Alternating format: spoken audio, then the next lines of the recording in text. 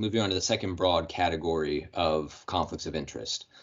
This is where the ethics code says the likelihood of conflict is so high, you shouldn't hold these other interests once you begin city service. So unlike the previous section where the type of conflict or relationship you could get out of it by just recusing yourself, this category just says, no, this might be when you need to give up that board membership or that secondary employment or something like that. So the first one of those is you can't be employed by or have a financial interest in a person that's subject to your agency's authority. Employed by means compensated or uncompensated service. So that includes uncompensated service on a board of directors. And I note that, yeah, some of you are surprised by that, and it is a little surprising. I know there's been a lot of misunderstanding that just serving on a volunteer board might be something you have to think about giving up if that conflicts with the type of job that you have, or they have some sort of affiliation with your agency. This just is reminding us of the definition. So the financial interest, and again, business entity and person is very broad. And under the authority of your agency, it's not just that maybe in some broad way that entity, might be impacted by something your agency does. It really looks like kind of direct regulation. So I always like to think here of, but again, this is just for this category. Here might be the health department. The health department is involved in, granting hygiene licenses or doing hygiene reviews for restaurants. So somebody involved in that at the health department wouldn't also be able to be employed by a restaurant or somebody that the health department is inspecting or regulating.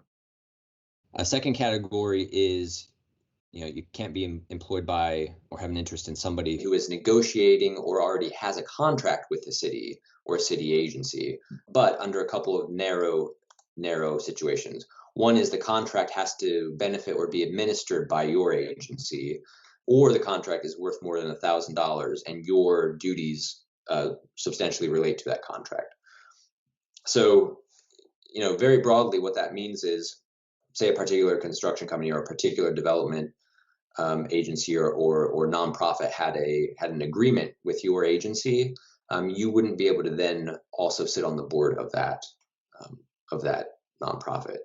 The ethics law just says that's the type of conflict that looks so clear that you have to give up that board membership, in order to have city service.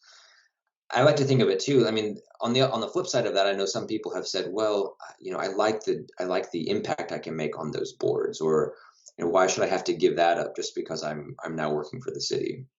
I mean, in a lot of ways, I understand that, but when you think of it as well, that you join city service, and sometimes, depending on your role, in order to even make a broader impact for the city or broader impact for that organization, you can still do a lot of good for the city. Obviously, in a city role, it just means you shouldn't also have one of these leadership roles on a board or another private employer who you might then be interacting with in your city role.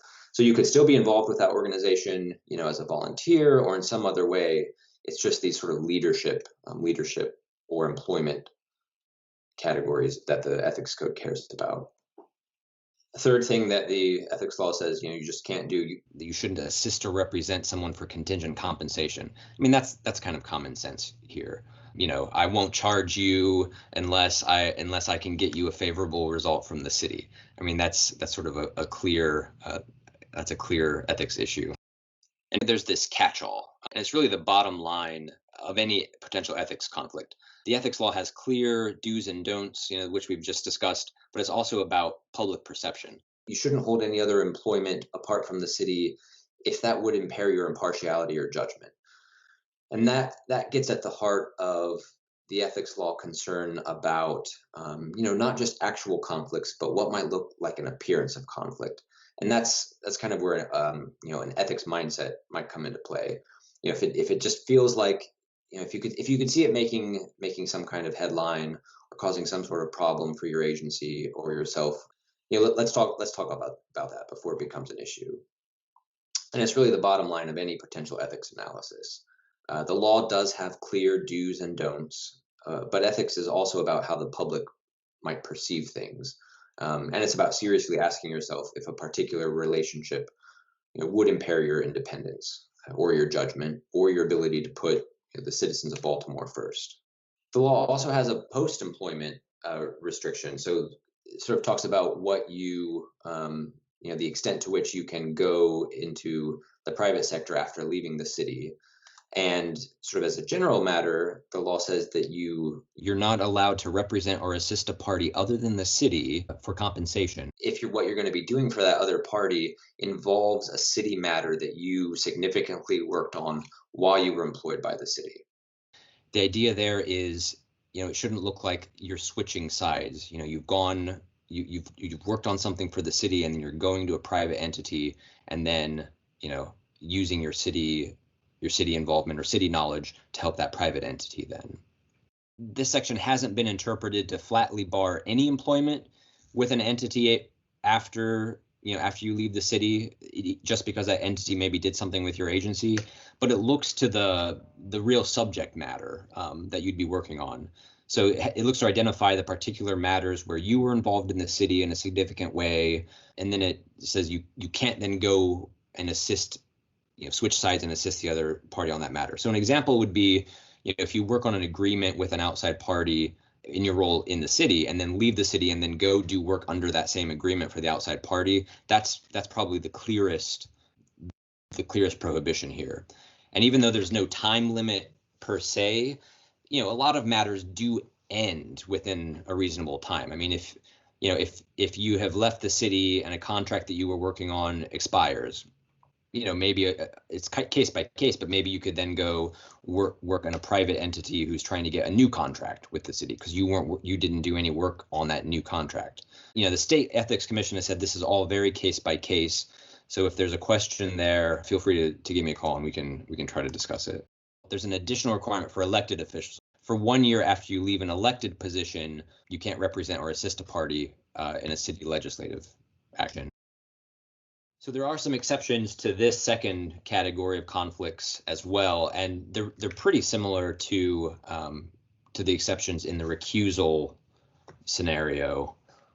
So you're not restricted from sitting on an outside board, etc., if the ethics board itself allows it by a rule or regulation. You can always go be an adjunct faculty at an accredited college or university, even as you're a city employee. I guess the board found at some point that there's just the appearance of conflict there is so low that that's something that they across the board will just allow, regardless of if your duties have something to do with that college or university. Second category, we talked about this sort of before, if you're a required industry representative. For new board members of city boards or commissions, they can actually disclose their conflict at the time of their appointment, and as long as it's sent to the ethics board and the appointing authority, and those two don't have an objection, that new board member can be seated even if they have an existing conflict. Again, we talked about if you happen to be serving on a board of directors on the city's behalf, but only if you're actually doing it as part of your city duties, and only if you're not receiving compensation.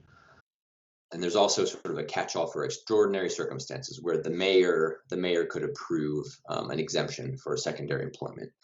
And then apart from those exceptions, the board, on a case-by-case basis, if you have secondary employment or sit on a board and it would potentially conflict with your city job, you could ask the ethics board on a case-by-case basis to grant you a waiver in that scenario.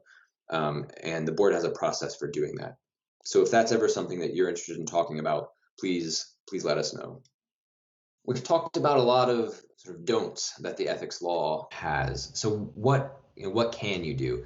I mean, clearly there's a lot you can do, but there were a few things that the ethics law feels it needs to make clear after it has talked about all these conflicts of interest. One is, as an elected official, you can still appear in front of other city bodies or agencies on behalf of their constituents. It primarily applies to elected officials who actually have constituents, but it recognizes that, clearly you want to try to advocate for some of those constituents. You should still consider whether, recusal for another reason might be required. But, when you're when you're going before city council or you're going to an agency and trying to, trying to advocate for your constituency, which is the city, there's no conflict there because that's your job.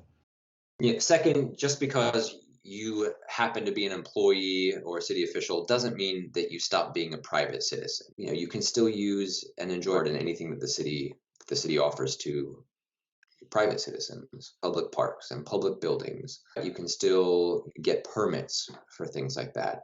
As long as you're not using your city role to try to, kind of jump the line or get something special out of, for yourself out of that process. And then there's a specific section that says that officials and employees can still sell and buy real property to the city if it's for fair market value. And those records are made available to the public. I think of it sort of as it's a vacants to value exception. Nothing would keep you from taking part in buying vacants to value property just because you happen to be a city employee.